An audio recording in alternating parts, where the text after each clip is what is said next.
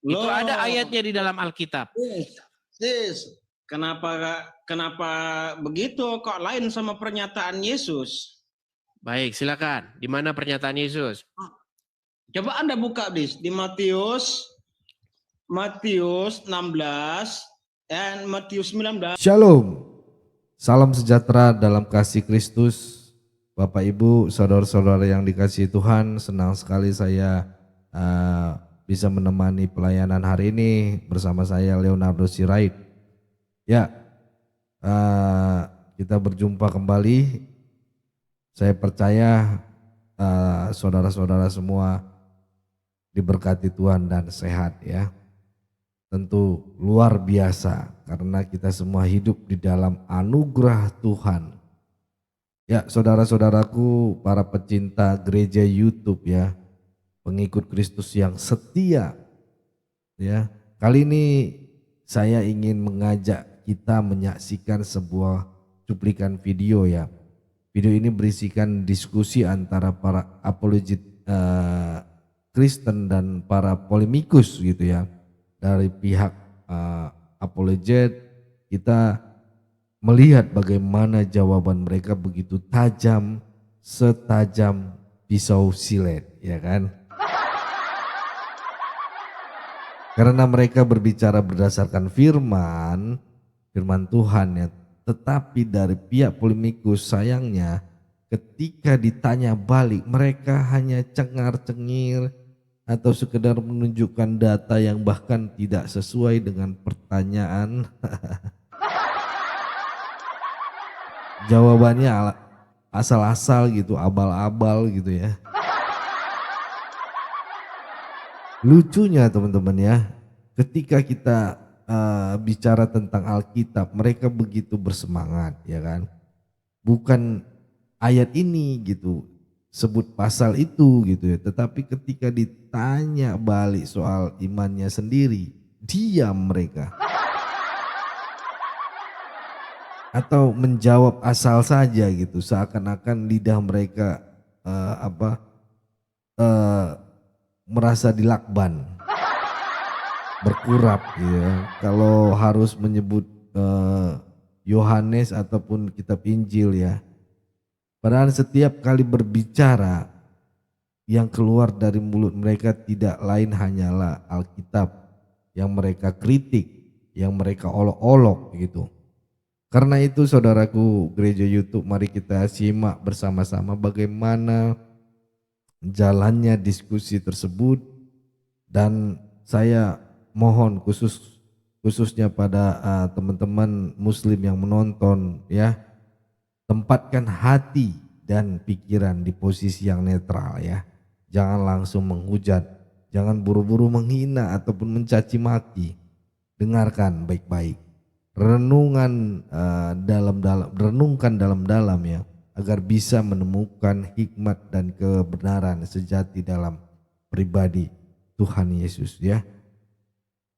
Oke, tanpa berlama-lama bantu klik tombol subscribe, yang belum subscribe ya subscribe dulu dong channelnya, baru share, like ya.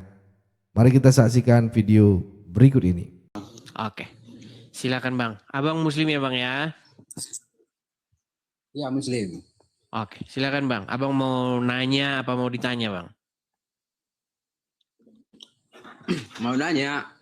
Oke, silakan Bang. Apa pertanyaan Abang? Tanya Ya, jawab mau Islam nanya. Kristen Bang. Sebenarnya yang disembah itu siapa sih Bang? Kalau orang agama Kristen itu, Yesus apa Allah itu? Ya Yesus, ya Bapa di surga, ya Roh Kudus gitu. Masalahnya disembah yang ada di kepalamu itu apa Bang? Apa begini-begini gitu, tunggang-tungging begitu gitu.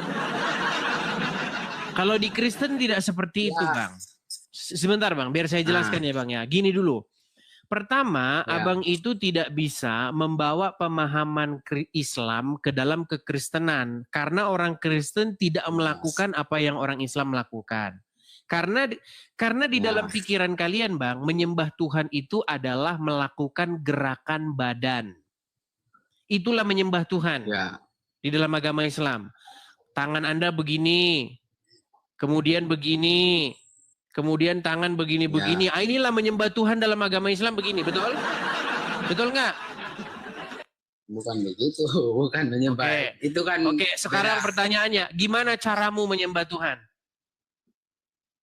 Ya kita menyembah Tuhan itu, ya kita gimana ya? Ya kita itu. Makanya begini Bang, pahami dulu Bang. Di dalam kekristenan itu Bang, bukan seperti itu pengertiannya. Di dalam kekristenan itu adalah melakukan perintah-perintahnya. Melakukan perintah siapa? Melakukan perintah Bapa di surga. Juga melakukan perintah Yesus. Juga melakukan perintah Roh Kudus. Itu yang harus dilakukan oleh seorang Kristen yang sejati.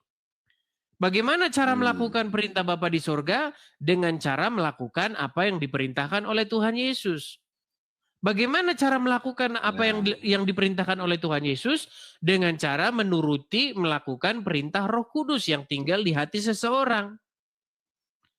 Jadi itu bukan kemusyrikan, karena di dalam pikiran orang Islam ketika menyembah, saya kasih tanda kutip menyembah ini ya, karena kalian kan tidak tahu menyembah itu kan gini-gini. Ketika melakukan perintah Tuhan Yesus, itu sejatinya adalah melakukan perintah Bapa di surga, Bang.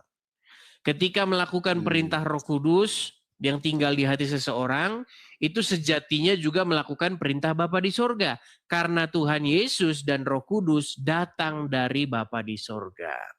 Jadi bukan kemusyrikan seperti yang ada di pikiran kalian. Begitu Bang. Bagaimana caranya kita? Kalau orang mengatakan begini, saya mau taat kepada Bapa di surga, pencipta langit dan bumi. Tapi saya tidak mau taat. Apa kata Roh Kudus? Ya itu namanya bohong, sama juga bohong. Begitu. Nah, sementara dalam agama Islam, di dalam agama Islam itu, menyembahnya itu bukan seperti itu Bang.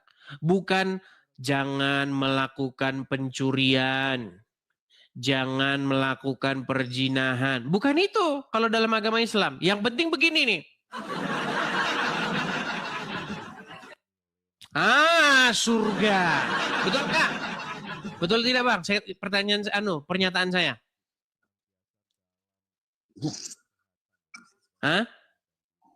Iya. Betul. Makanya betul. saya bilang gini, Bang. Makanya saya bilang agama Islam itu adalah agama gerakan-gerakan badan. Itu agama Islam. Sedangkan Kristen adalah bagaimana Tuhan memerintah seseorang. Gitu Bang. Itu bedanya kita Bang.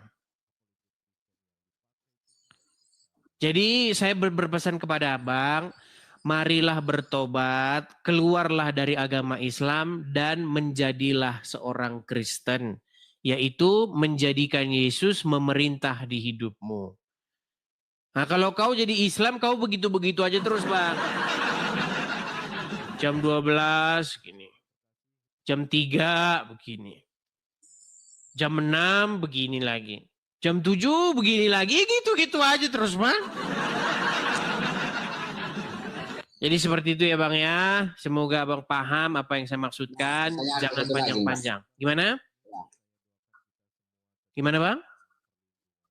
Ya ada satu lagi pertanyaan. Apa pertanyaan lagi? Silakan. Ada satu lagi pertanyaannya. Apa itu? Nah, ya kalau Yesus itu dia suruh nggak dia itu jadi dia penyembah gitu? Yesus dia itu minta dia suruh nggak dia itu jadi penyembah maksudnya? Untuk disembah gitu. Oh, maksud Anda gara-gara Anda punya pikiran, oh yang Tuhan itu adalah minta disembah. Berarti pola pikir itu Anda pakai ke Kristen ya. Begini Bang, di dalam kekristenan, kalau seseorang minta atau sesuatu minta disembah-sembah, itu adalah sifat setan. Ya, Bang. Jadi setan itu adalah sosok yang haus, yang ingin, bahkan dia memaksa seseorang menyembah dia. Sedangkan di dalam Alkitab, Bang, Tuhan Yesus itu tidak pernah sekalipun dia ngemis-ngemis minta-minta untuk disembah. Tetapi orang itu datang menyembah dia. Orang itu taat kepada perintahnya. Seperti itu, Bang. Jadi kalau abang bilang Tuhan Yesus minta disembah-sembah itu tidak pernah ada. Tetapi ketika Tuhan Yesus disembah, Tuhan Yesus tidak pernah mengatakan tolong jangan sembah saya, nggak pernah ada. Seperti itu Bang ya. Satu lagi Bang, satu lagi. Apalagi? Oh, nah kalau di agama Kristen itu, nah ada nggak tempat ibadahnya apa? Misalnya kayak Islam ini kan naik haji gitu. Kalau misalnya kalau ke Kristen itu tempatnya di mana dia berkumpul? Maksudnya buat nyari ibadah gitu. Di mana saja Bang? Kayak naik Karena gitulah. Ya, karena begini Bang. Karena pengabdian kepada Tuhan itu Bang tidak ditentukan oleh tempat Bang atau lokasi. Seperti itu. Kalau dalam agama Islam disuruh naik haji, tetapi naik hajinya ke Baka. Kemudian orang-orang Islam mengedit kata Baka itu menjadi Mekah. Karena di dalam Al-Quran tidak pernah orang suruh naik haji ke Mekah. Naik hajinya ke Baka. Begitu Bang. Jangan banyak-banyak ya Bang ya. Sebenarnya satu aja lah itu tadi. Gini aja Bang. Bang, siap Bang. Terima kasih. Gini Bang. Jangan ini dulu. Gini. Ya, Bang, siap, Bang. Menurutmu sekarang ini yang memerintah di hatimu siapa?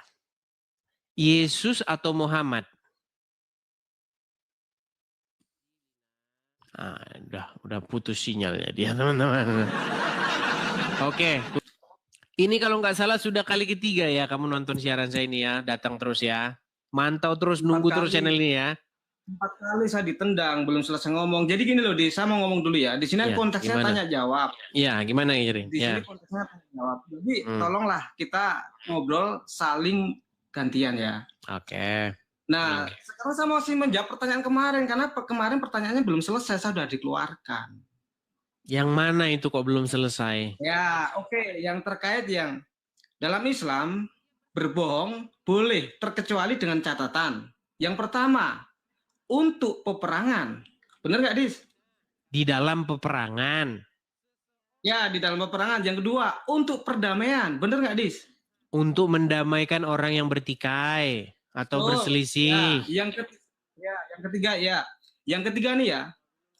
Suami boleh berbohong dengan istri untuk perdamaian dalam rumah tangga. Iya, betul. Keharmonisan ya. Rumah tangga. Biar tidak ribut, boleh bohong begitu. Ya. Contohnya misalnya Terus begini. kenapa? Tenang dulu, kita kasih contoh dulu, Pugu. Kan kita beri contoh. Gini, kita kan harus kasih contoh yang spesifik. Pugu, begini loh Pugu, kalau kita membahas sesuatu, mari kita bahas sesuatu itu dengan detail biar nggak salah paham. Setuju? Saya lagi mau bertanya. Kenapa saya dipotong? Misalnya begini Pugu. Kamu misalnya nambah istri. Ya. Kemudian kalau kamu jujur dengan istrimu, itu nanti akan mengakibatkan keretakan rumah tangga. Istrimu pasti nanti... Inilah makanya saya bilang, saya ngomong, kamu ngomong. Yang mau didengar siapa? Jawabanmu kena, terus lanjut. Oke, ketika kamu jujur bahwa kamu sudah punya istri lagi, maka rumah tanggamu akan berantakan. Maka kamu harus berbohong bahwa kamu tidak kawin lagi. Setuju? Saya kasih contoh. Ini contoh nih. Saya kasih contoh orang terkenal di Indonesia. Nih, dengarkan. Tahu Ahmad Dhani? Nah, Ahmad Dhani tahu? Di sinilah kita terlihat bodohnya. Kita belum selesai ngomong. Aduh. Tahu Ahmad Dhani enggak? Ahmad Dhani tahu? Ya. Konteksnya yang ketiga itu inilah dia ini ngeles terus ketakutan. Kamu ketakutan, Pugu. Kamu jangan ketakutan, Pugu. Berbohongnya dalam hal apa, Dis? Berbohongnya dalam hal apa? dalam ada hal hadisnya dia disebut kawin untuk menikah lagi. Nggak ada. Rasulullah SAW bersabda. Itu kan bahwasanya tidak diberi contohnya suami yang tidak boleh- spesifik. Artinya dalam segala sesuatu demi di sini keutuhan bukan rumah berdebat, tangga. Dis. Ini bukan berdebat namanya, bukan berdebat. Kamu takut kebenaran, bukan berdebat namanya. Pertanyaan, kamu kenapa ketakutan gini? Puguh, ada nggak ustadz saya yang nggak mencontohkan boleh berbohongnya suami istri itu masalah nikah lagi? Ada nggak ustadz yang bilang Dis. begitu? Dalam Islam ya, ketika kita menikah, yang pertama harus adil. Yang kedua, harus ada persetujuan istri. Paham? Mana dalilnya harus ada persetujuan istri? Cari sendiri. Nah, dalam hal Baik. ini, kemarin kenapa? Saya Konteksnya tunjukkan tuh dalilnya. Kita tuh harus baik contohnya. Seorang istri ngomong. Apakah syarat pernikahan itu harus dengan izin istri? Baik. Apakah dengan harus izin istri?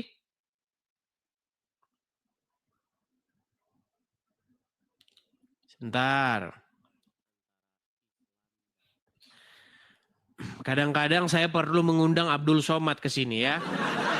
Perhatikan ya, dengarkan ya. Kenal Ustadz, salam kenal juga. Ustaz Bagaimana itu. hukum suami menikah? Saya jawab. Kamu kalau saya ngomong, kamunya jawab. ikut ngomong. Gini loh, Pugu. Saya jawab. Oke, kamu di bawah dulu, biar saya jelasin. Kamu di bawah dulu. Perhatikan. Inilah saya bilang, kadang-kadang Abdul Somad saya mewakili Anda ini. Abdul Somad. Lihat jamaah Anda ini. Mereka tidak percaya dengan Al-Quran. Nah, makanya Abdul Somad, kalau Anda ngomong itu harus dipampang, disebarkan di media sosial. Perhatikan. Kenal Ustadz, salam kenal juga. Bagaimana hukum suami menikah siri dengan wanita lain belum mendapatkan persetujuan dari istri pertama?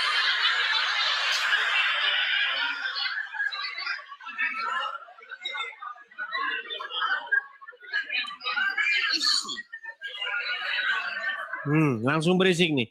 Enggak ada nih ya.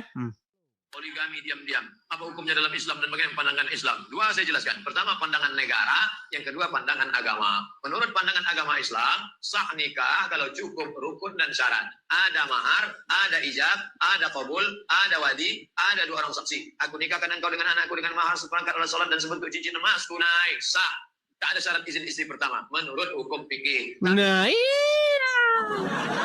Tidak ada syarat izin istri pertama. Gimana sih? Apa kalian pikir Ahmad Dhani nikah lagi sama Mulan Jamila izin dengan Maya gitu?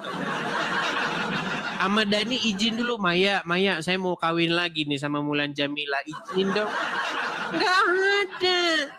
Gimana sih? Mudah-mudahan Ahmad Dhani dengar tuh. Jadi kalian jangan mengada-ngada. Setahu saya Ahmad Dhani itu orangnya sangat-sangat Islami. Ya. Dia sangat-sangat pembela agama Islam tuh, bahkan dia kalau tidak salah ikut aksi ulama 212 kalau nggak salah. Makanya nggak ada izin istri pertama itu. Nah, masalahnya Ahmad Dhani kurang lihai berdusta dalam rumah tangga. Padahal dalam ajaran agama Islam boleh. Kamu boleh membohongi istrimu, boleh berdusta kepada istrimu demi keharmonisan rumah tangga. Makanya Ahmad Dhani harusnya jangan ngaku kalau udah nikah sama Mulan Jamila. Gimana? Saya naikkan lagi dia. Silakan kamu sekarang ngomong.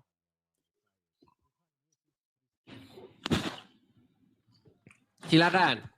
Tadi sudah kamu jelaskan ya, menurut pandangan Ustadz Abdul Somad, bahwasanya syarat nikah itu ada ijab, qabul, wali, saksi. Tidak perlu atas izin istri pertama.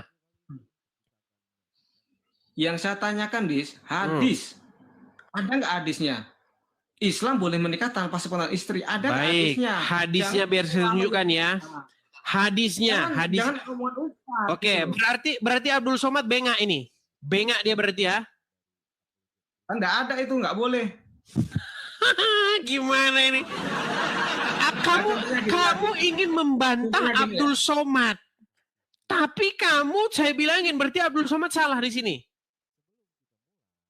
Yang dimaksud kebohongan itu kebohongan apa? Bukan masalah nikah siri kan? Atau nikah lagi kan? Kebohongan boleh berbohong. Kalau kita berbohong dalam hal menikah lagi, berarti itu bukan untuk harmonis, Andis. Konteksnya kan lari jauh. Justru kalau jujur nanti istri pertama minta cerai. Kalau jujur, makanya harus disembunyikan. Makanya harus disembunyikan rapi-rapi. Ini di. Gimana sih? Ya, ini udah gak masuk. Agim tenang. Agim nikah lagi, betul. Kamu ketika dia nikah lagi, dia jujur. Akhirnya apa? Istri pertama minta cerai. Iya kan? Itu contoh-contohnya. Konteksnya di sini apa? Makanya saya bilang sama kamu. Kan itu kan jelas. Berbohong kepada istri untuk kebaikan. Berbohong kepada istri untuk kebaikan. Berarti boleh berbohong. Berarti boleh bohong apa saja kan? Contoh. Saya kasih contoh. Nah, kalau menikah bukan kebaikan. Oke, contoh. Saya kasih contoh. Nggak usah soal menikah. Misalnya suami istri punya tabungan. Oke. Taruhlah tabungannya sebesar 10 juta rupiah. Lalu mertuanya istri nih, atau ayahnya si suami, atau ibunya suami, pinjam duit. Nah, pinjam dulu duitmu 10 juta. Terus dia bilang, Pak, Bu, tapi nanti istri saya marah-marah. Ya jangan ketahuan. Soalnya bapak sama ibu perlu duit nih. Ditransfer lah, 10 juta. Datang istri, Papa, apa? Ayo kita beli sesuatu pakai uang tabungan kita. Waduh, sialan nih uang udah gue pinjemin sama bapak ibu nih. Gimana nih caranya? Gimana ya caranya bohong? Maka harus berdusta, betul. Karena apa? Kalau sampai istri tahu bahwasanya suami meminjamkan kepada orang tua, istri ngamuk, pencak silat. Hai. Maka boleh berbohong, betul. Setuju? Nah, konteksnya itu untuk kebaikan apa enggak? Konteksnya untuk kebaikan enggak? Kan sudah dibilang tadi kalau jujur istri ngamuk. Makanya harus bohong, betul. Makanya saya bilang, Bang, rumah tangga gini. Tapi kalau rumah tangga dipimpin oleh Muhammad, tenang, Bang. Makanya kalau rumah tangga dipimpin oleh Muhammad, pasti rumah tangga itu hancur. Kenapa? Karena dipimpin oleh orang yang ngajarin bohong. Ya, beneran tunjukkan. Kenapa Anda masih Kenapa Anda masih mempertahankan yang seperti itu? Coba di hati nuranimu, Bang.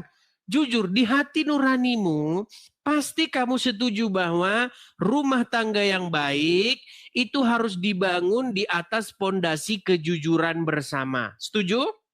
Setuju? Setuju kalau itu. Nah, setuju. Sementara Muhammad tidak mengatakan demikian. Rumah tangga itu supaya harmonis harus boleh bohong satu sama lain. Setuju? Nah, kan ada terkecuali. Contohnya, sebentar Dis. Contohnya, kita menikah udah 20 tahun, sudah keriput kan? Terus si istri nanya, "Pah, masih cantik nggak?" Kok suami ngomong, "Kamu udah jelek, mah." Perang itu. Oke. Kenapa kamu ngasih? Kenapa? Cantik, enggak harus perang, enggak. Yang perang itu begini, contoh. Logika saya, cuman saya kalahnya sama kenapa kamu ngasih contoh yang begitu? Gini, saya kasih contoh yang nyata gini, begini. Saya kasih contoh yang nyata. Kamu tahu Zaid bin Zaid di dalam Al-Quran, anak angkatnya Muhammad. Zaid anak angkat Muhammad, tahu? Ya, terus kenapa? Oke. Dia punya istri namanya Zainab. Tahu? Ya. Oke. Siapa yang memilihkan jodoh Zaid itu? Yang menikahkan mereka siapa? Kalau itu saya nggak tahu. Jelaskan saja apa. Oke. Itu tercatat di dalam Quran surat Al-Ahzab ayat 36 dan 37. 37 tepatnya. Bisa kamu buka? Aduh, HP saya yang satunya nggak ada. Lanjut aja, buka aja sendiri nggak apa. Di dalam surat Al-Ahzab ayat 36 dan 37 saya jelaskan latar belakangnya. Suatu saat Muhammad itu punya anak angkat namanya Zaid. Lalu datanglah Muhammad kepada Zainab untuk meminangnya supaya menjadi istri daripada anak angkatnya tersebut. Ya langsung aja ke konteksnya aja, Dis. Berbohong untuk kebaikan silakan. Ayo lanjut aja. Tenang dulu. Nah, ya, kelihatan bodoh kita tuh jadinya. Ketika Muhammad memilihkan jodoh untuk Zaid, Zainab itu marah-marah. Ya Rasulullah, mengapa engkau menikahkan aku dengan kalangan budak? Tetapi apa kata Muhammad? Sesungguhnya tidak boleh ada pilihan lain bagi seorang muslimin laki-laki maupun perempuan jikalau Nabi sudah menetapkan satu ketetapan. Sebelum saya ke situ, saya tanya dulu sama kamu. Kalau Muhammad yang memilihkan jodoh, Muhammad yang milihkan istri atau milihkan suami, menurutmu rumah tangga itu akan baik atau akan hancur? Nah, kalau kami yakin dengan Muhammad Rasulullah SAW, ya kami yakin bahwa itu yang terbaik. Ternyata kamu tahu apa yang terjadi? Tenang. Ternyata kamu tahu apa yang terjadi dengan rumah tangga mereka? Ya, kenapa? Rumah tangga mereka hancur lebur. Bahkan parahnya istrinya Zaid itu akhirnya jadi istrinya Muhammad. Kamu tahu itu? Bagaimana Muhammad menikahi menantunya sendiri? Kamu tahu itu? Tahu nggak? Oke. Itu terserah kamu. Sekarang saya mau nanya ganti. Terserah kamu. Sekarang saya mau nanya. Terserah kamu. Gampang jawab saya. Silakan kamu nanya sama saya. Silakan. Oke. Tadi saya tertarik dengan pernyataanmu, Dis. Yang mana itu? Bahwa kita ini bertuhan, yaitu adalah patuh, taat, tunduk, menyembah. Ya kan? Bertuhan. Nah, bertuhan ya kan? Itu apa, Bang? Ya, menuruti segala perintahnya. Ya, betul. Ya? Nah, sekarang saya mau tanya, Dis. Apakah Yesus itu atau yang kalian anggap Tuhan itu pernah memerintahkan kalian untuk menyembahnya? Dan pernah memerintahkan kalian untuk merayakan katanya hari kelahiran dia? Nah, pernah memerintahkan kalian jingkrak-jingkrak di gereja? Sudah? Sudah. Oke, baik. Jadi ini yang saya sebut. Dis. Gimana? Pakai datanya ya, pakai baik. Ya. Mantap. Pertanyaannya baik. Cuman berangkat dari sebuah kedunguan. Gak apa-apa, baik pertanyaannya. Gini Bang, jadi ini yang saya sebut dengan logical fallacy atau cara berpikir yang tergelincir. Saya kasih contoh sama Anda. Tenang Bang. Begini Bang, sepanjang saya membaca Al-Quran Bang, waktu saya baca Al-Quran itu, tidak pernah di dalam Al-Quran tersebut Bang, orang Muslim disuruh sesuatu, misal saya kasih contoh. Ada nggak dalam Islam disuruh merayakan maulid atau merayakan hari lahir Muhammad? Kalau di dalam Al-Quran tidak ada. Tidak ada. Ada nggak umat Muslim yang merayakan maulid? Yes, kenapa jadi bertanya? Bang, saya ingin menjawab. Ini saya menjawab nih. Tadi kan kamu bertanya kepada saya. Ada nggak perintah untuk nyembah Yesus? Ada nggak perintah merayakan Natal? Kan gitu kan? Karena tidak ada perintahnya, saya kasih tahu dulu, penjelasan dulu. Di dalam Bible tidak pernah Yesus minta-minta disembah, nggak pernah. Tidak pernah Tidak ada. Yesus minta-minta supaya hari lahirnya itu dirayakan, tidak pernah. Tidak ada. Tetapi apakah orang yang menyembah Yesus, apakah orang yang merayakan kelahiran Yesus adalah sebuah dosa? Makanya saya buat sebuah analogi nih. Analoginya begini. Kalau sesuatu itu tidak diperintah, tetapi juga tidak dilarang, dan dilakukan, apakah itu sebuah pelanggaran? Saya kasih contoh. Di dalam Al-Quran tidak ada perintah untuk merayakan Maulid Nabi, merayakan hari kelahiran Muhammad. Tetapi banyak umat Muslim karena menganggap Muhammad ini sosok yang sangat istimewa, kelahirannya membawa rahmat semesta alam, maka umat Muslim memperingati itu sebagai bentuk penghormatan. Pertanyaannya, apakah itu dosa dan pelanggaran? Tidak. Nah, sama seperti itu, Bang. Ketika orang Kristen kami, Bang, menyembah Yesus, sekalipun Yesus tidak minta disembah, itu bukan sebuah pelanggaran. Bahkan Yesus layak menerima sembah dan pujian. Itu ada ayatnya di dalam Alkitab. Kenapa begitu? Kok lain sama pernyataan Yesus? Baik, silakan. Di mana pernyataan Yesus? Coba Anda buka, Dis, di Matius 16 dan Matius 19 nomor 16, 17, 18, Dis. Baik, Matius berapa? Matius 19 Matius 19. nomor Sebentar. 16, 17 sampai 18, Dis. Matius 19. Tenang. Yesus ini, Dis, setahu saya. Tenang, Bang. Tenang, saya bacakan dulu, Bang. Biar enak kita. 19 ayat berapa? 16, 17, 18. Baik, saya bacakan. Saya bacakan. Ya.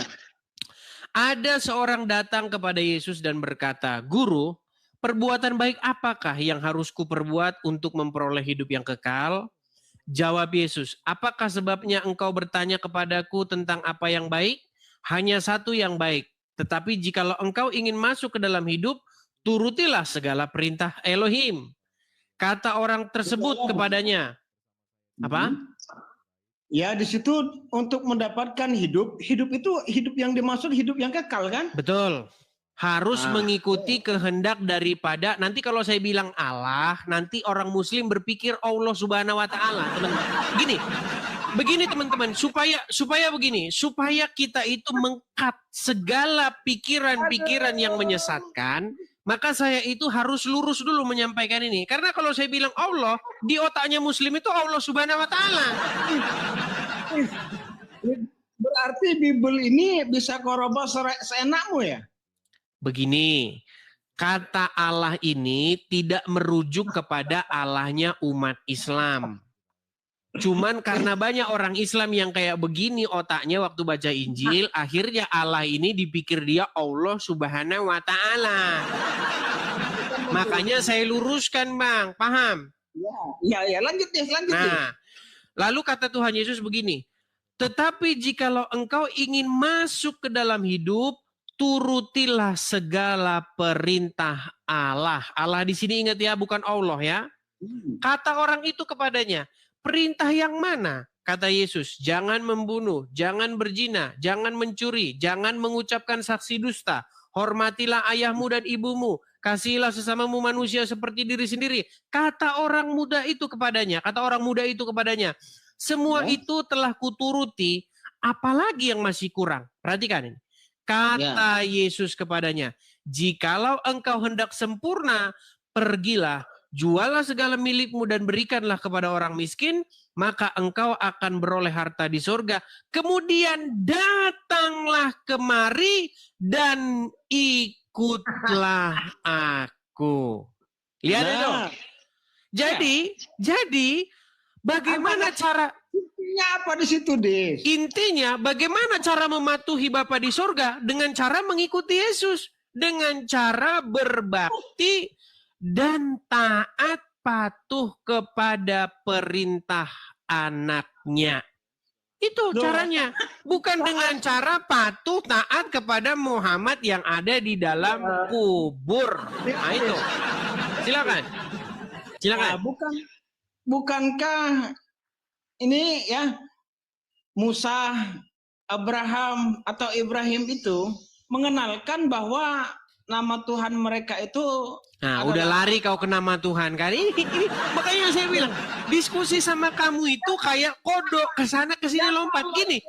Kamu ingin dengar, kamu ingin membantah. Kenapa kita? Tadi kan kamu bilang mentuhankan itu adalah menjalankan segala perintahnya. Setuju?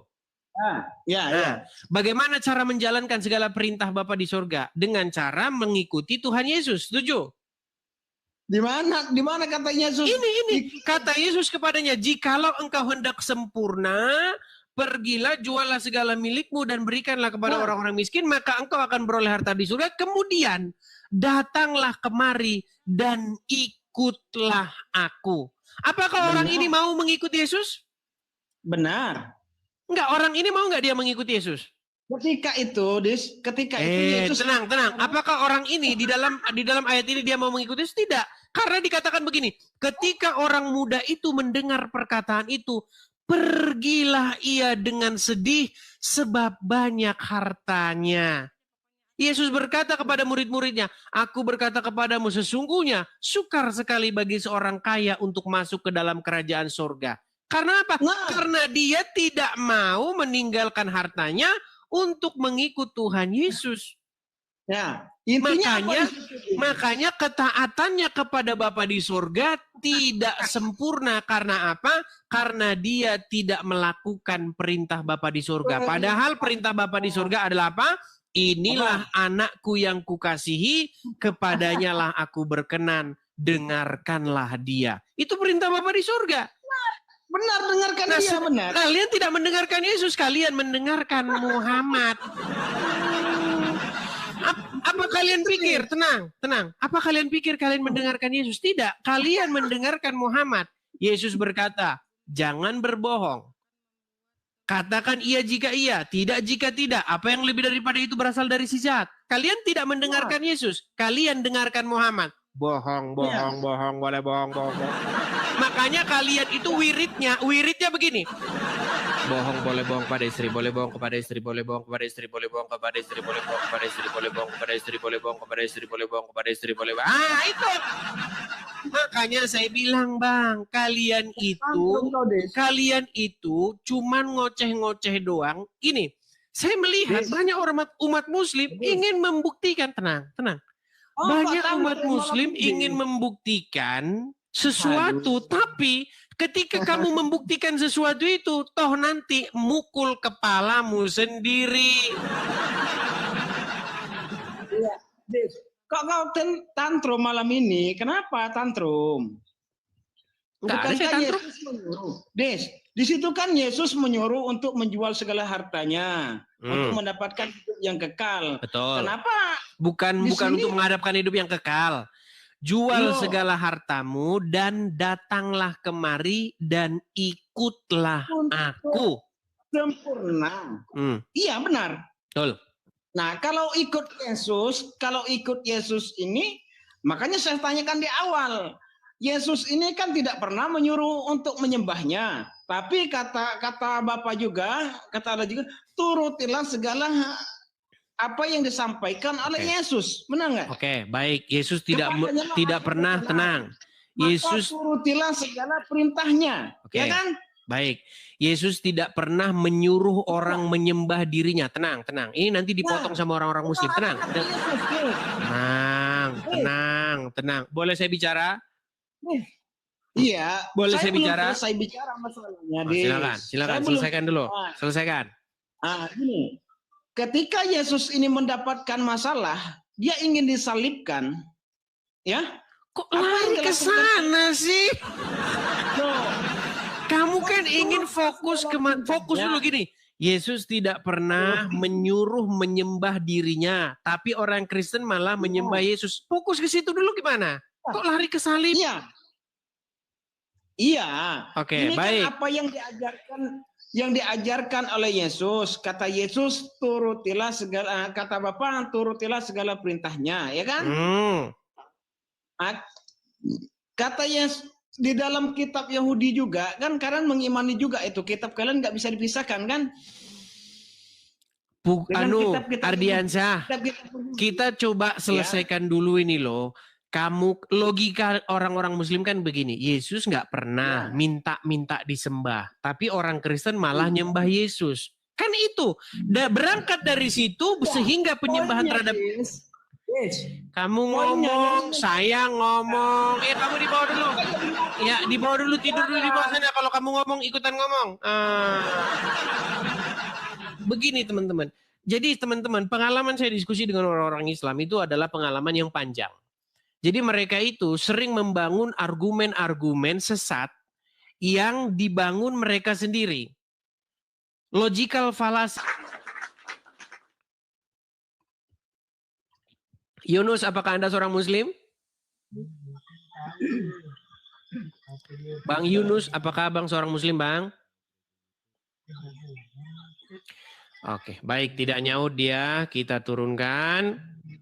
Kita kasih yang berikutnya. Makasih ya Bang Tobias ya. Ada Basori, sang pembaharu. Silakan Basori. Beda dengan Allah. Kalau Allah di dalam Al-Quran memang minta-minta disembah dia. Bahkan kalau Basori tidak nyembah Allah jam 12, digebukin di neraka 70 tahun.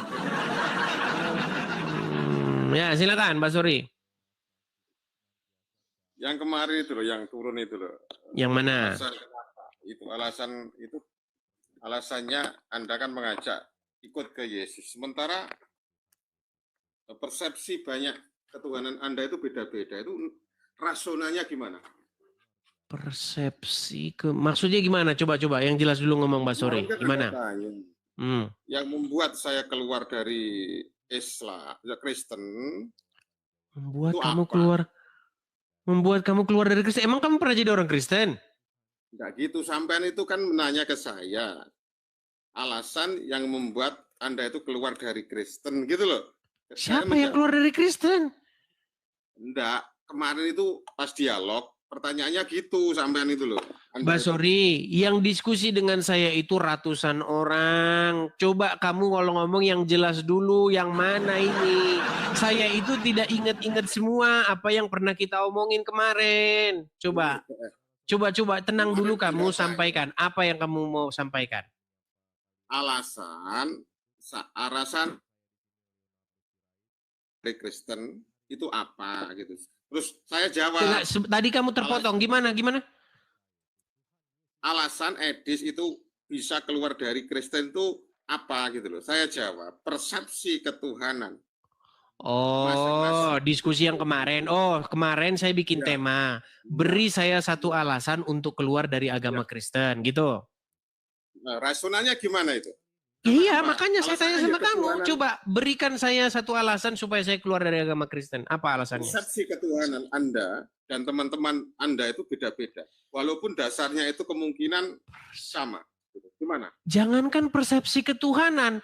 Bagaimana cara saya mengoperasikan HP aja beda dengan teman saya. Gini loh, bagaimana kamu membangun logika karena saya tidak mirip dengan seseorang yang lain, maka saya harus keluar. Contoh. Saya kasih contoh. Ini ada HP nih. Sebentar, saya hilangin dulu efeknya. Ini ada HP nih, HP Samsung. Cara saya mengoperasikan ini, ya, atau menangani sesuatu yang ada pada HP ini, pasti tidak sama dengan cara teman saya. Apakah itu harus membuat bahwa HP ini harus saya buang ke tong sampah gara-gara beda teman saya caranya? Kok dia beda? Si Anu beda lagi, si itu beda lagi. Beda-beda kan? Betul nggak? Ya, silakan berpendapat. Jadi itu tidak menjadi satu alasan kuat supaya saya meninggalkan kekristenan. Banyak orang memandang tidak sama dengan pandangan saya tentang sosok Yesus. Orang Muslim melihat sosok Yesus dengan cara yang berbeda. Sesama Kristen juga berbeda, tapi ada banyak juga yang sama persepsinya dengan saya. Itu tidak menjadikan satu alasan supaya saya meninggalkan kekristenan. Seharusnya begini, seharusnya kamu memberikan kepada saya satu alasan, saya harus meninggalkan Kristen karena Kristen itu salah. Itu harusnya. Bukan karena pandangan berbeda dengan teman saya. Itu jelas berbeda, orang mereka nggak pernah baca Bible kok. Kamu suruh saya punya sudut pandang yang sama dengan Rudy Yohanes. Ya nggak sama. Orang Rudy Yohanes aja nggak pernah baca Alkitab kok, gimana? Gimana? Ketika nanti Rudy Yohanes melihat konten ini marah-marah nanti loh. Ya memang kerjanya seperti itu. Karena memang pekerjaan baru dia itu adalah ngomongin edis. Kerjanya Rudy Yohanes yang baru, dia udah dapat kerjaan baru. Apa kerjanya? Makanya di KTP besok. Tenang. Besok suruh Rudy Yohanes ke Dukcapil. Ganti KTP. Apa pekerjaannya? Jangan dibilang lagi wirausaha swasta. Pekerjaan ngomongin edis siang malam petang. Makanya saya punya lagu untuk Rudy. Apa yang dibahas Rudy edis? Apa yang diomongin Rudy edis? Apa yang dibahas Rudy pagi, siang, petang, malam? Edis. Itu.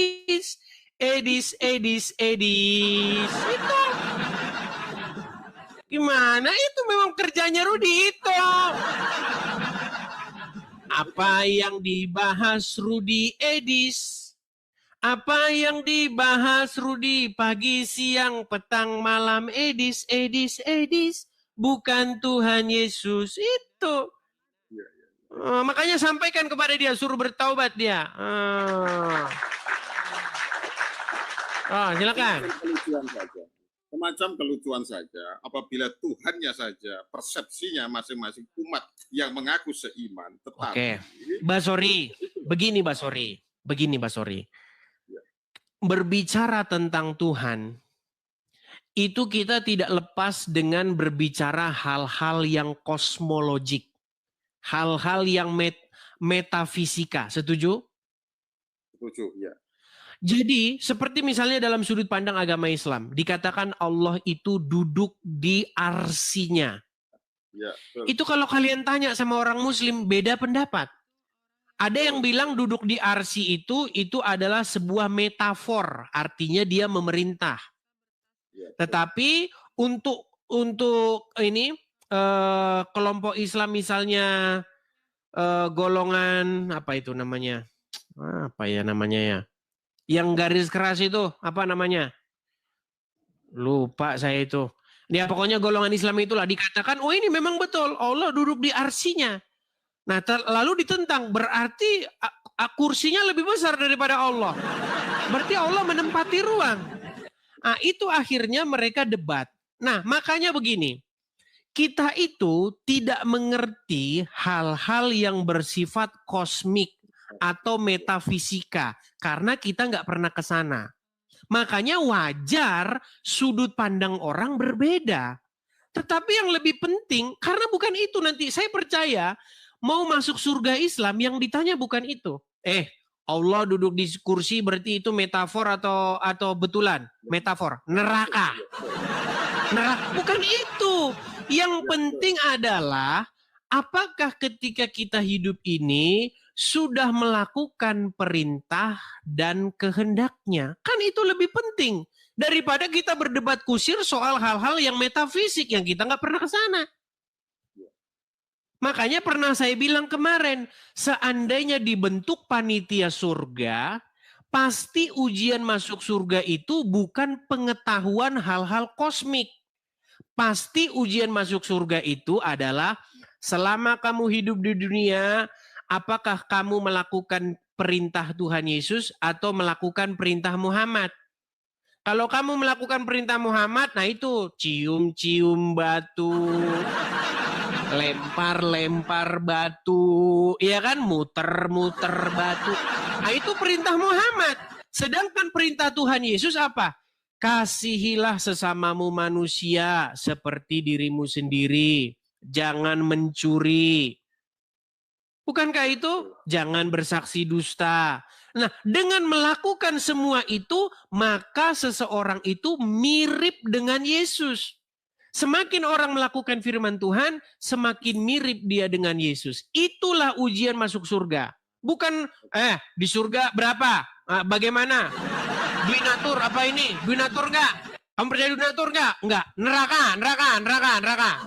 Bukan seperti itu. Makanya saya pernah mengejek orang-orang yang begitu mereka mengkultuskan dogma. Masalahnya begini loh, kita itu nggak tahu kok. Emang pernah ke surga? Udah dilihat di sana dia ada sepertiga atau bagaimana? Enggak. Makanya saya bilang, kita itu mengetahui porsi kita aja. Apa yang urusan langit, urusan surga, itu bukan urusan kita. Urusan kita adalah ketika kita di dunia ini, bisa nggak kita meneladani Tuhan Yesus? Itu. Apakah kita sudah semakin mirip dengan Tuhan Yesus atau semakin mirip dengan Muhammad?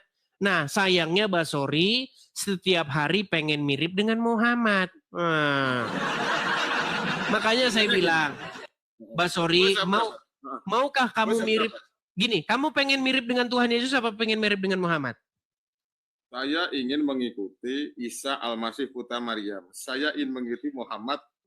Nggak mungkin, mustahil kamu pengen mengikut Yesus di detik yang sama kamu pengen mengikut Muhammad karena dua-duanya gontok-gontokan. Gini. Di dalam Islam itu Isa Putra Maryam itu adalah salah satu jalan yang lurus. Oke, sekarang bagaimana kita bisa mengikuti keduanya? Contoh, Muhammad mengajarkan boleh berdusta. Sedangkan Tuhan Yesus mengatakan, jangan berdusta. Bagaimana kamu katakan kamu hendak mengikuti Yesus dan Muhammad? Bukankah kamu harus memilih salah satu? Dusta yang mana yang harus? Contoh, Dusta yang mana yang digambarkan contoh, oleh Nabi saya kasih contoh, Muhammad? saya kasih contoh. Berdusta di dalam urusan rumah tangga. Contoh, bohong kepada istri. Boleh nggak menurut Muhammad? Ya, kalau dilihat dari Anda tadi, Anda mengatakan boleh. Ya. Boleh. Betul nggak Muhammad ngomong gitu dalam hadis? Saya kurang baca, tapi kalau memang Anda ada hadis, tidak apa-apa. Baik, saya tunjukkan ya. Saya tunjukkan. Apakah boleh berdusta kepada istri? Baik. Nih, saya tunjukkan kepada Anda supaya Anda tidak membantah ya. 3 dusta yang dibolehkan di dalam agama Islam. Sabar ya teman-teman ya. Kita lanjutkan lagi nih tema yang kemarin ya. Saya balik dulu kamera saya. Oke, silakan Anda yang baca. Ada hadis yang menyebutkan hal ini, yaitu boleh berdusta nih. Ibnu Syahib berkata, aku tidaklah mendengar sesuatu yang diberi keringanan untuk berdusta di dalamnya, kecuali pada 3 perkara. Pertama, di dalam peperangan. Kedua, mendamaikan yang berselisih. Dan yang ketiga, perkataan suami pada istri atau istri pada suami dengan tujuan untuk membawa kebaikan rumah tangga. Oke, berarti menurut Muhammad, boleh nggak suami bohongin istri? Ini, ketika Anda menarasikan seperti itu, saya boleh bicara perspektif keseluruhan ya. Ketika dalam kondisi perang, apabila kita jujur, satu-satu aja bang, satu-satu aja bang. Di dalam posisi suami istri, jangan lari-lari dulu. Nggak, aku tak menjelaskan semuanya. Ketika kita berperang. Satu-satu bang, Mbak Suri. Tadi sudah saya kasih contoh. Kamu jangan mengalihkan. Nanti kalau kita bikin lagi peperangan, nanti ada lagi contohnya. Gini. Ketika Anda mengatakan, aduh inilah saya bilang kalian ini ya, aduh beratnya. Mbak Suri. Boleh tidak suami berbohong kepada istrinya? Untuk kebaikan boleh. Boleh. Baik. Sekarang saya tanya sama kamu. Kalau orang berbohong, menurut Al-Quran, itu ciri-ciri orang yang beriman atau tidak beriman? Ciri-ciri orang munafik. Ciri-ciri orang munafik. Dan Muhammad mengajarkan itu, betul? Itu kan khususon. Baik, saya akan tunjukkan ya kepada kalian dua surat. Dua surat. Pertama, surat Al-Ahzab ayat 70. Perhatikan. Di dalam surat Al-Ahzab ayat 70, tidak ada di sini khusus-khusus tertentu, nggak ada. Kecuali kalian mau edit ayat ini. Perhatikan. Surat Al-Ahzab ayat 70. Wahai orang-orang yang beriman, yang tidak beriman tidak hai. Ya. Hai orang-orang yang beriman, bertakwalah kamu kepada Allah dan ucapkanlah perkataan yang benar. Al-Quran menyuruh mengucapkan perkataan yang benar, betul atau salah? Benar itu untuk kebaikan. Jadi intinya benar itu bisa. Edit dulu. Makanya saya bilang, makanya ayat ini menurut umat muslim, ayat ini harusnya berbunyi begini. Wahai orang-orang yang beriman, bertakwalah kamu kepada Allah dan ucapkanlah perkataan yang benar kecuali terhadap istrimu. Ah, ini kalau muslim ini pengen ngedit Al-Quran. Saya tambahin. Di dalam Quran, nih ya. Kalau saya menarasikan, pasti saya diturunkan, saya ikuti, gitu loh. Kalau perang itu jujur, repot, gitu loh. Repot, nah, ya tidak apa-apa. Perhatikan. Ya, kalau orang perang itu jujur, saya mau ke sana, ya hancur. Pusing ya, tidak apa-apa, saya ikuti Anda. Di dalam Quran surat, perhatikan ya. Jadi kalau perang itu lebih baik saya mau ke sana ngomong, kalau ke sana ngomong, namanya nggak punya strategi, namanya mati konyol, itu loh. Rasional saja di dalam hidup. Baik, di dalam Quran surat An-Nahl ayat 105 ya. Saya akan bacakan kepadamu. Coba bacakan ini. An-Nahl 105. Ya silakan. Ya. Perhatikan.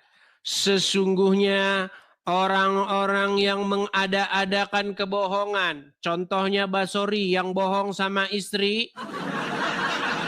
Hanyalah orang-orang yang tidak beriman kepada ayat-ayat Allah. Dan mereka itulah orang-orang pendusta. Betul?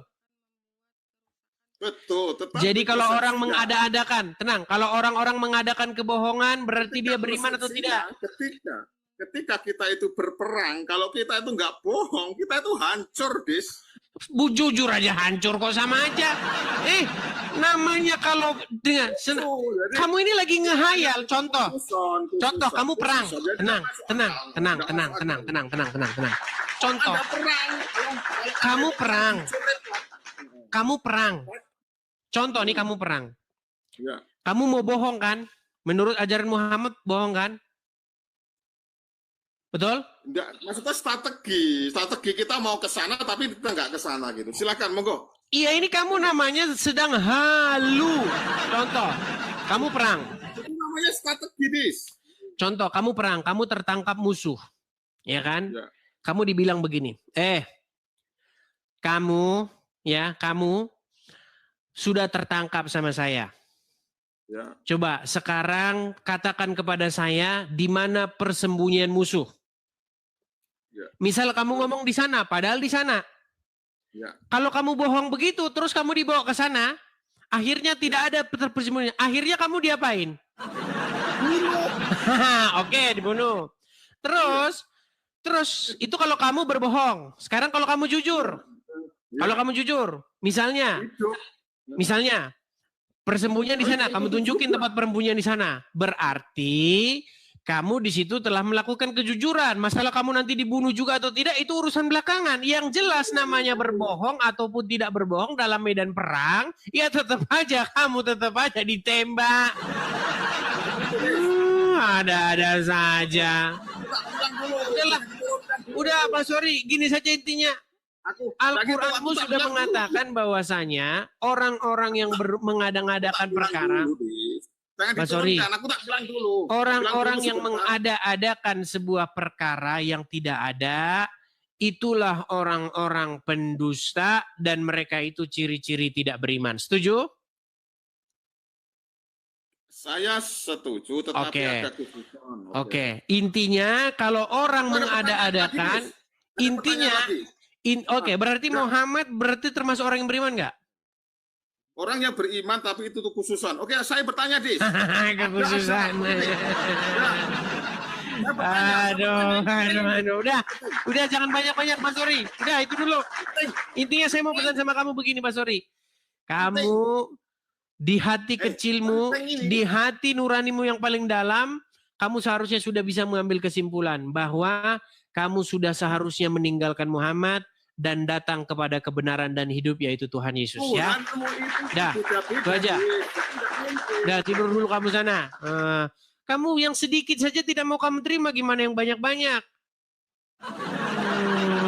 Ya, ayo silakan.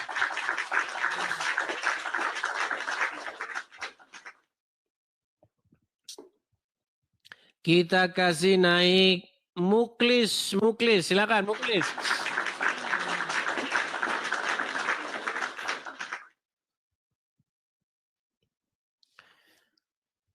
Ya, selamat malam Muklis. Muklis. Halo. Ya, silakan Muklis, nyalakan kameramu. Muklis. Halo. Saya dengar Muklis. Kamu dari tadi halo, hola, halo. Muklis, coba Bang Muklis. Bisa nggak Bang? Orang sabar itu disayang Tuhan. Oke, Bang Muklis bisa nggak Bang Muklis? Pindah dulu ke tempat yang terang. Karena kalau gelap-gelapan begini nanti jadi nabi. Kalau nabi biasanya minta cewek. Ya silakan Muklis. Gimana sih Bang? Nggak jelas nih Abang nih. Silakan, apa yang mau Anda sampaikan? Bang. Ya. Kalau gitu kenapa sih bacaan Injil itu di Indonesia kok berbahasa Indonesia, sedangkan yang aslinya itu bahasa Indonesia atau bukan Bang? Aslinya bukan bahasa Indonesia Bang, tetapi diterjemahkan ke dalam bahasa Indonesia. Nah, di dalam penerjemahan itu pasti ada mengandung yang namanya silap. Di dalam penerjemahan pasti juga ada yang tidak tepat kosakatanya. Itu biasa terjadi Bang. Di dalam Al-Quran pun demikian. Gitu. Kalau di Al-Quran kan Indonesia, negara manapun sama bacaannya dengan bahasa Arab. Tapi Injil kok beda sih? Kenapa Bang? Maksudnya gimana Bang? Terjemahannya beda gitu? Iya, kalau di Indonesia bacanya kita kan berbaca. Bang, suara TV-nya dikecilin dulu Bang, karena dia ikutan diskusi ke sini Bang. Suara TV-nya kecilin dulu. Maksud Anda itu yang sama itu terjemahannya atau naskah aslinya? Iya, kalau bacaan aslinya Injil itu bahasa Indonesia atau bahasa apa Bang?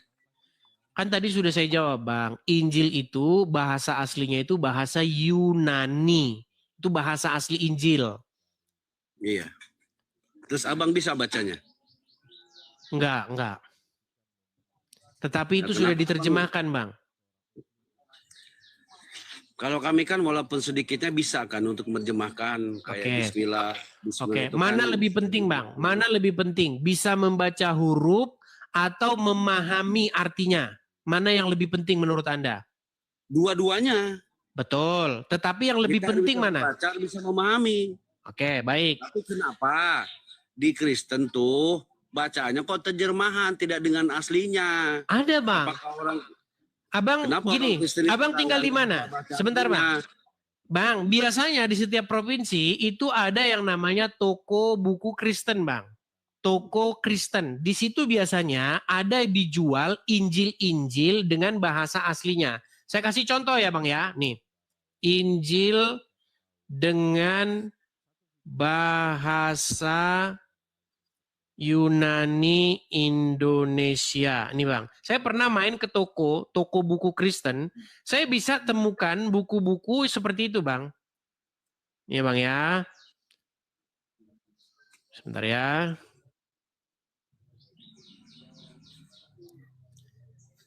Kalau Anda mau cari yang seperti itu, ada banyak. Nih, saya kasih contoh ya Bang ya. Saya kasih contoh. Saya juga pernah. Abang bisa bacanya enggak? Saya balik dulu ya. Saya balik ke sini Bang. Nih, ini contoh Injil. Ini kelihatan Bang? Ini kanannya bahasa Yunani. Kemudian di sininya terjemahan. Nah ini bahasa Yunani nih Bang. Kemudian di samping sini terjemahannya. Nih, Injil Yohanes, ini bahasa Indonesianya terjemahan. Betul? Ini bahasa aslinya. Ada Bang, kalau Anda mau cari Injil disertai bahasa aslinya ada. Jangan Anda bilang nggak ada, ada. Saya bilang nggak ada, siapa yang bilang nggak ada? Justru, ya kenapa nggak yang dipakai yang aslinya, bukan terjemahannya?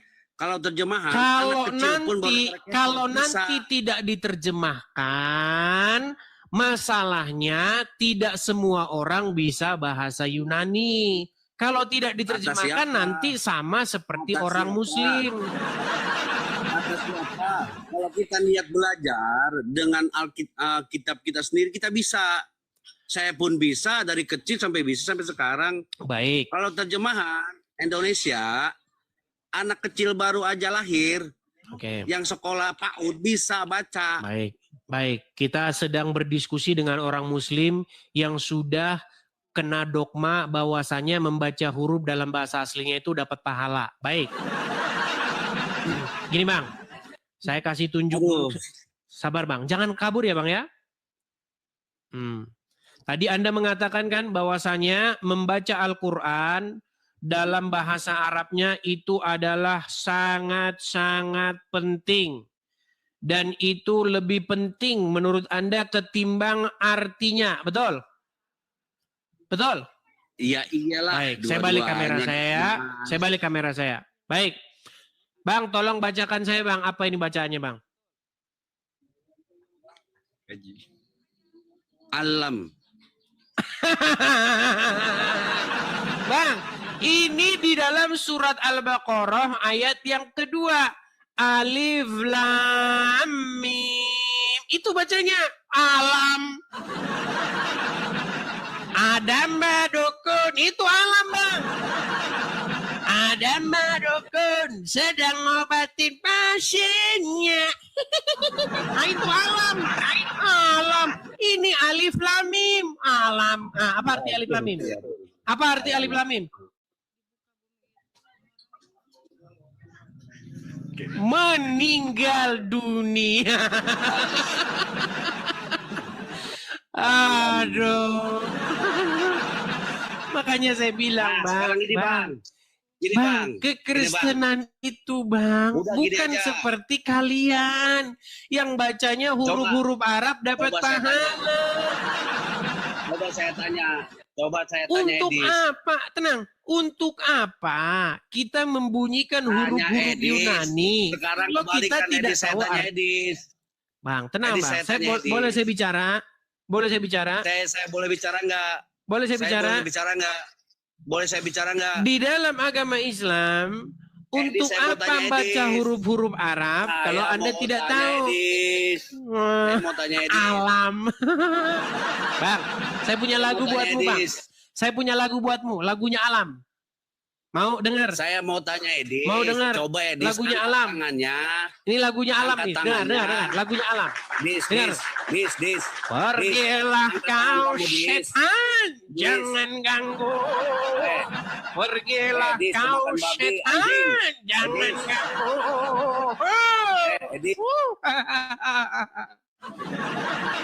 Bagaimana saudara-saudaraku ya, kita lihat sendiri bukan ya, dari pihak polemikus ketika ditanya tajam gitu, jawabannya hanya cengar-cengir, bahkan sambil ngerokok gitu tanpa penjelasan yang jelas. Itu tanda ketidakmampuan mereka. Mereka ingin terlihat hebat, tetapi justru memperlihatkan kelemahannya. Tugas kita apa? Saudaraku ya, yang pertama ya, kita doakan para apologet Kristen agar selalu diberi hikmat, pewahyuan dan ketajaman dari Roh Kudus supaya ketika mereka berhadapan dengan polemikus, jawaban mereka tetap mantap dan tajam gitu dan menguatkan iman banyak orang. Karena debat ini bukan hanya untuk lawan diskusi teman-teman, tapi untuk ratusan bahkan puluhan ribu penonton yang menyaksikan. Kita juga perlu mendoakan para penginjil yang bekerja di lapangan, baik di media sosial maupun jemput bola secara langsung. Karena hari-hari ini, saudara-saudaraku, ladang pelayanan begitu luas. Pertanyaannya ya, hanya satu gitu. Apakah kita mau dipakai Tuhan? Ya, saya sendiri sangat bersyukur boleh dipanggil Tuhan untuk menjadi penginjil di gereja YouTube ini, di media sosial ya. Ini bukan sekedar tugas dari pendeta teman-teman. Kita harus ngambil bagian. Ataupun ini tugas dari sinode ataupun organisasi, tetapi perintah langsung dari Yesus melalui amanat agung ini. Itulah sebabnya saya bangga melalui melayani ini. Walau kadang dibilang takut dan sebagainya gitu ya. Dulu kita sering mengangkat kesaksian, tapi sekarang nggak pernah. Ya udah nggak apa-apa gitu ya. Ya. Teman-teman, itulah sebabnya kita harus berbangga sekaligus rendah hati melayani Tuhan dalam pekerjaan yang sangat mulia ini. Makanya saya mengajak Bapak Ibu, saudara sekalian, mari ambil bagian. Bersaksilah, ceritakan tentang kebaikan Yesus Kristus. Sampaikan Injil keselamatan. Kalau diterima puji Tuhan, kalau ditolak ya udah gitu, tidak apa-apa. Tugas kita selesai karena kita sudah menabur benih kabar baik.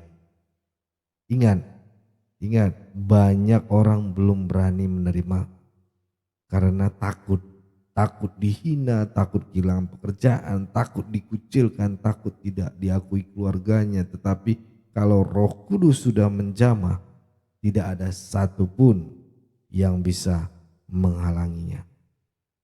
Ya. Karena itu saya mohon dukungan doa dari Bapak Ibu semua, baik untuk pelayanan di channel gereja YouTube ini maupun pelayanan kami di lapangan ya. Dukung ya pelayanan, mari kita doakan agar semakin banyak orang di Indonesia ini mengalami hujan pertobatan, menerima Yesus sebagai Tuhan dan Juru Selamat ya, dan mendapatkan kepastian keselamatan yang kekal. Amin. Ya. Ingat firman Tuhan berkata, di bawah kolong langit ini tidak ada nama lain yang diberikan kepada manusia yang olehnya kita dapat diselamatkan selain nama Yesus Kristus sendiri, ya kan? Bantu juga pelayanan kami teman-teman yang next minggu depan kita akan ke Balikpapan pelayanan. Support kalau rindu mensupport ya, di bawah ini, rekening di bawah ini itu rekening saya sendiri teman-teman ya, saudara-saudara ya. Ya itu aja pengumuman hari ini, kiranya video ini menjadi berkat, menguatkan iman kita dan menyalakan semangat untuk terus bersaksi. Tuhan Yesus memberkati kita semua. Haleluya. God bless you all.